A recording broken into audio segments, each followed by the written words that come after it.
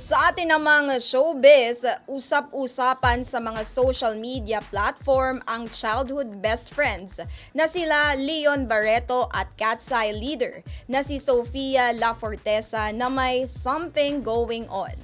Ang mga ito nang lumutang ang kanilang mga litratong magkasama. Lumutang din online ang video ni Sofia at ni Leon na tila magka-holding hands habang naglalakad. Hindi tuloy maiwasan ng netizens na maintriga sa relasyon ng dalawa.